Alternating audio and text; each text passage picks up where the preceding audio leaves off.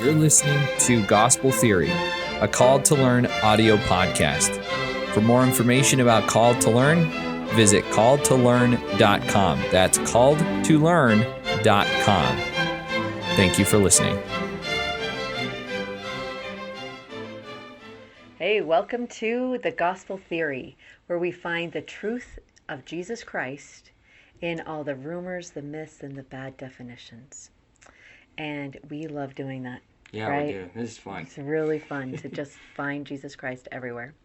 So today we're going to be talking about commandments. And in episode 7, we talked about how doctrines, principles, and applications and the differences. Yes. And we gave some examples of what doctrines are and what the commandments were, if they were doctrines, principles. But today we want to know if commandments are doctrines. Are they doctrine? Specifically the 10 commandments, right? Yeah. But also including all the other commandments that we get from the prophet. All the commandments that we're giving in the Book of Mormon. Yeah, continual ones that we get every once in a while. Mm-hmm. So, what are some examples? Well, some examples are, these are commandments, right? They're not just people saying that they're commandments. Okay, so I don't know. This is what I don't know. I don't know. Let's talk about it. Because in my head, my commandment is just it's like a decree, like the stay-at-home order. It's not a law, right? It's a decree. Okay. Right? Or it's like this is what you should do. Every able-bodied young man, worthy young man should serve a mission. Right? Great. Good example. That was a commandment. Thou shalt not, well, it wasn't thou shalt not, but it was don't have tattoos, or don't have more than one earring, or don't watch pornography, or are all those commandments or not? Good question. So, are they? But we have to define what a commandment is first, don't we? Yeah, that's exactly what we need to do. Because I don't know the difference between a commandment or a doctrine. Okay, so let's define it. So we get the word commandment from Moses going up and getting the 10 commandments, correct? Is that the first time we heard it? Mm-hmm. Oh, okay. Okay. And what was Moses doing at the time he received the 10 commandments? He was trying to bring about a new law for the Jews, right? To follow? Well, it wasn't just the Jews, first of all. Jews didn't come until later. Right. Jews is just one tribe of those, okay? Yeah. It was all of Israel, right? All of Abraham's, well, specifically Jacob's children. Yeah. All of Jacob's children were in Egypt, millions of them. And they were getting out of Egypt, and he was having a hard time. How do we have a community? Yeah. How do we unite? How do we organize? How do we do like a it Bill like of Rights that? or something? I can imagine like Moses is sitting in his tent and he has this endless line of people with problems. Right? Yeah. He's the leader. He's the only one, right? And I'm sure he's like, Heavenly Father, I can't do this all day long. This is ridiculous. So he says, well, then organize the men into 500 and 10 and 50 and things like that. Okay. And he's like, oh, thank you. That relieves the pressure off me a lot, right? That's kind of how we do our church, isn't it? Mm-hmm. It's exactly how we organize it today. Yeah. Yep, it's exactly. Interesting. So then I'm sure he had the issue of, okay, what laws do I give them?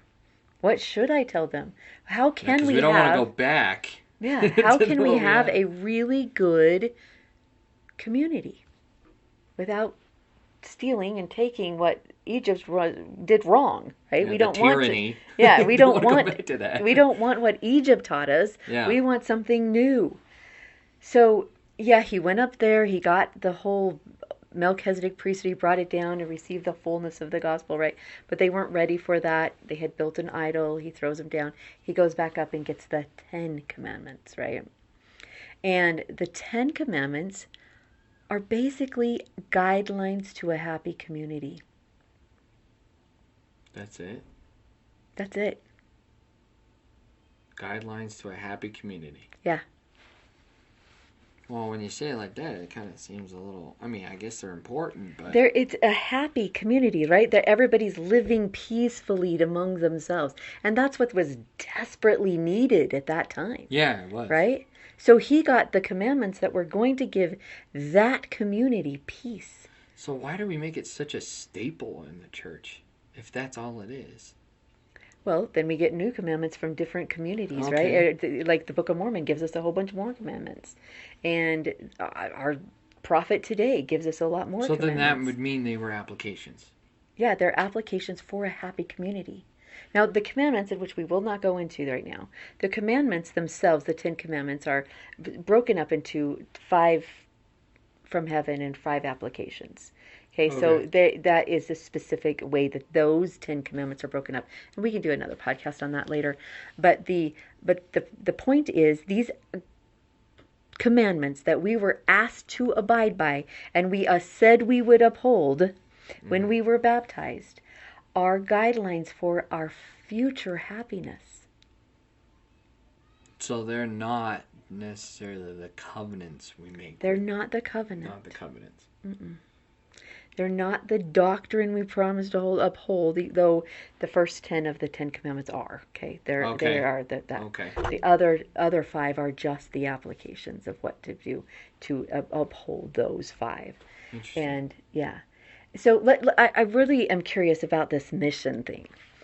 You say that the commandment is every worthy male a missionary or well, a lot of people call that a commandment. Yeah. Do they not? Mm-hmm, they do. Big time. So I recall you having that question when you were in seminary. Do you remember the story? No. I don't remember. You came home from seminary one day and I had just learned about doctrines, principles, and applications. I had just finished teaching you this and it was really powerful that I had just whoa, that's so big of a aha. Right? You're in seminary, you come home and you are mad. And you sit down and you say, Mom, why in the heck do I have to go on a mission? And I said, because the prophet said so. I throw out the blah, right? And the same answers over and over and over. Yeah. Yep. And you said, no, I'm serious. And I'm like, okay, teaching moment.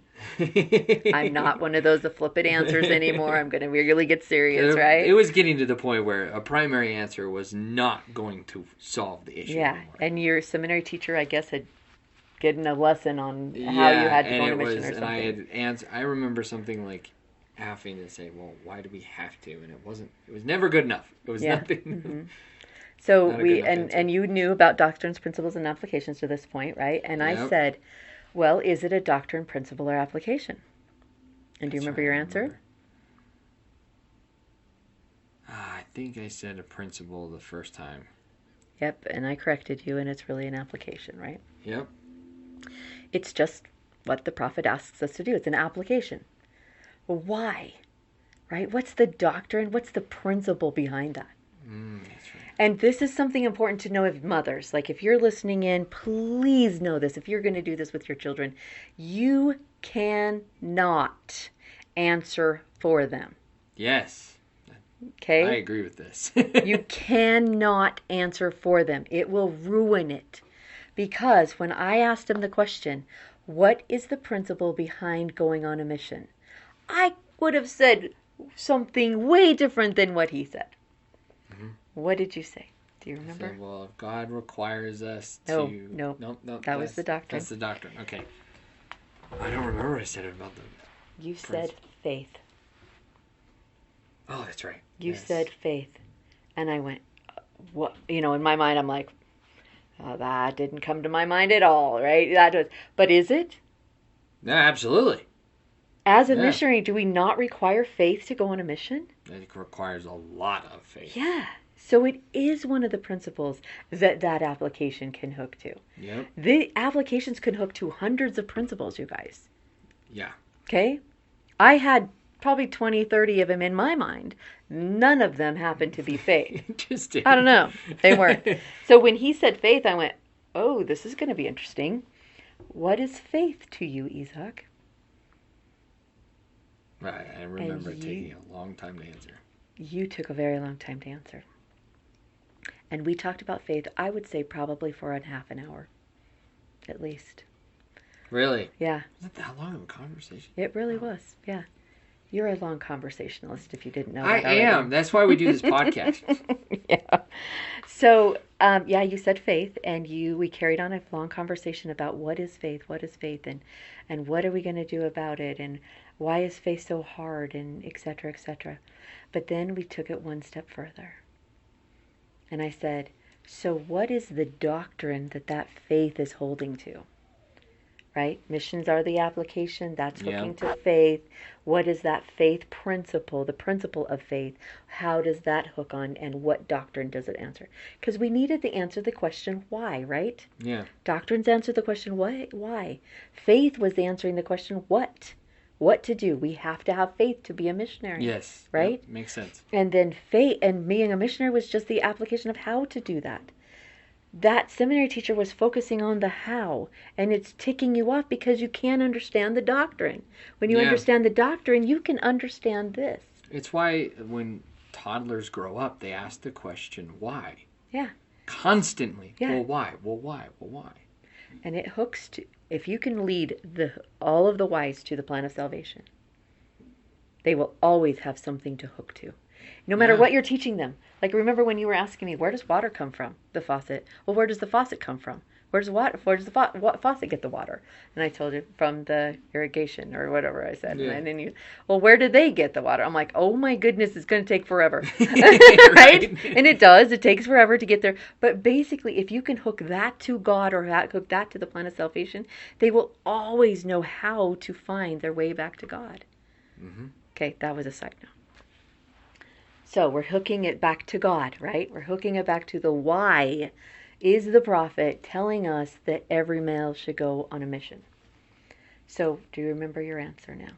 Yes, I believe so. Okay, tell us. And it was, if Heavenly Father is asking us to have faith, and He's done all of this stuff for us, He's asking one tiny thing to go on a mission. He's suffered through the atonement, and all he's asking of us is just 2 years. 2-year commitment, or just a small sliver of faith. Mm-hmm. And that's Do you remember the feeling in the room? Oh yeah. It was palpable, right? Yeah. It was palpable. Faith discussion was good. It was a good conversation. But the moment you were hooking it to Jesus Christ, who had suffered everything for you, and He was only asking you of a 2-year commitment. Yeah. I felt the room. You felt it in the room. Definitely. It changed everything. You never asked that question again. Till today. I asked, what was a commandment? That's funny that I had forgotten it. Yeah. It's important to remember those things in those moments. Yes. Because, of course, I remember it. Just to remember. Mm-hmm. Yeah. Yeah, and speaking about that, one of the conference talks in the latest issue says that we need to remember our sacred moments. And to me, that was definitely one of my most sacred moments with you. It was really cool. Yeah. Because it was a eye-opening thing. Yeah. It was something that was just like so simple and so beautiful to me. Yeah.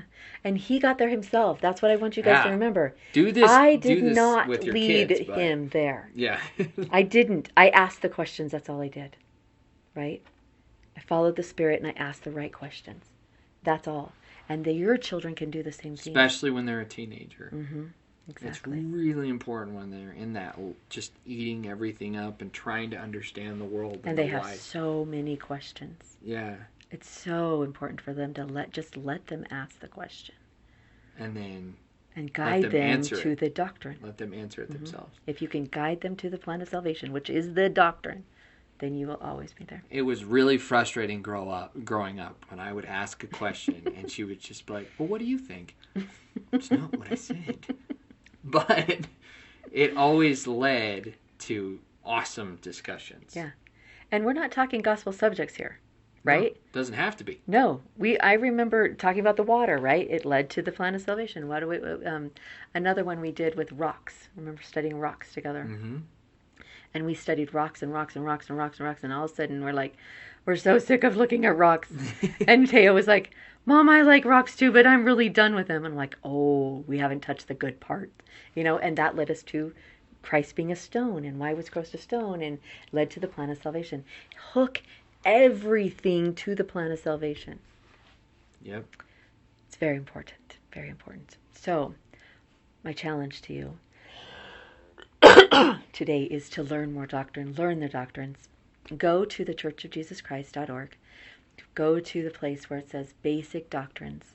There are 9 basic doctrines with a whole bunch of sub-doctrines there. They are good.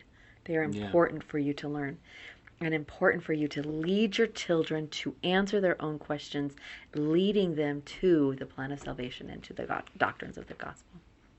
That's the best way to make them feel smart. Oh, definitely. Yeah. Definitely. Did you feel smart that day? Oh, felt real smart that day. Yeah. And you know what? I did too. Yeah. Right? I did too. Not because I knew the answers, and not because I was like teaching and controlling the conversation, but my son made it. Yeah. I'm his mom. So if you want to feel smart, always tie things to Christ. Yes. Always. Always tie it to Christ. Yep.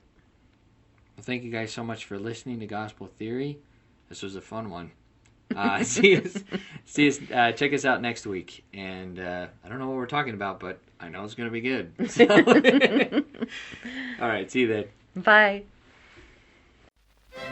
This has been Gospel Theory, a Called to Learn audio podcast.